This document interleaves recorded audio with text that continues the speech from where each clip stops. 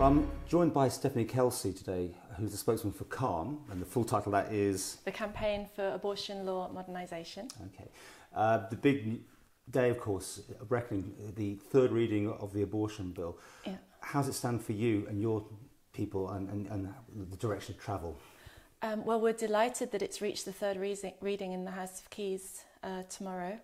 Then, of course, the bill will move to Legislative Council for their scrutiny.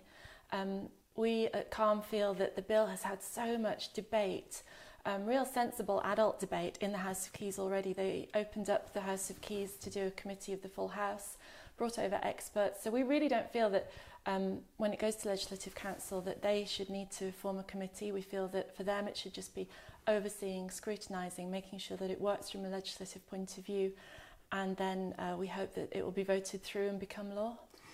This is decriminalisation as such, isn't it? This is quite a different way. The media is picking up on it. It's first almost. I know it's the British Isles or whatever, but is that the way you're pleased with that sort of way that it's going? We're pleased that this new bill decriminalises abortion. Yeah, the notion of abortion as a crime is really archaic. And that's what I'm trying to get my head around, because in the UK you can get an abortion, but yes, it's still a criminal... Yeah, in the UK you can get an abortion, but it's still a criminal... Abortion is still treated as a crime, so the Act actually says abortion, this is the UK Act, actually says abortion is a crime unless it is signed off by doctors within the parameters. But abortion is part of women's reproductive health care, so it shouldn't be in the Isle of Man. It's at the moment it's treated as part of the Isle of Man criminal code, and what this new abortion reform bill does is take it out of the criminal code on the Isle of Man, and instead treat it as health care, which we feel is where it should be.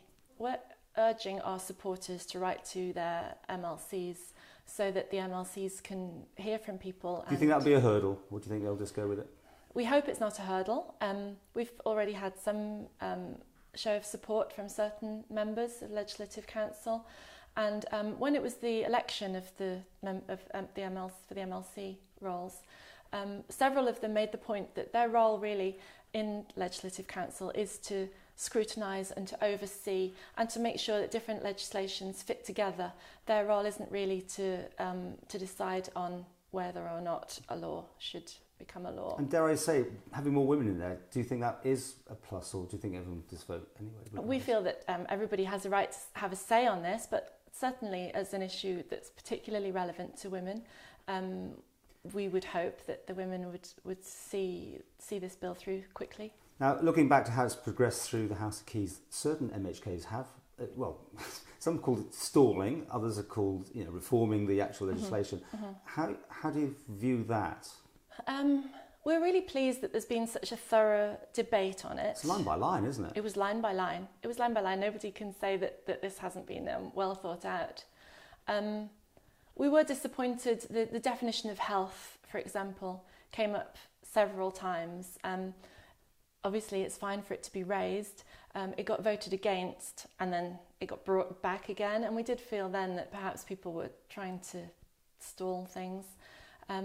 Committees kept mentioning, weren't they? That other people see that as long grass. Yes, there were certain MHKs who were keen for the issue to go to committee, even before Dr.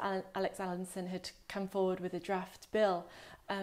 We were pleased that idea was voted against, and then again when he appeared with his bill, people then again wanted it to be sent to committee, and again it was voted against. But what we were delighted about was the committee of the full House, which is a new thing, where the House of Keys can turn its floor into a committee, so all 24 members are then part of that committee, and they were able to call experts. So we felt that meant that it was really looked at in tiny detail, but in a very public way that didn't hold things up.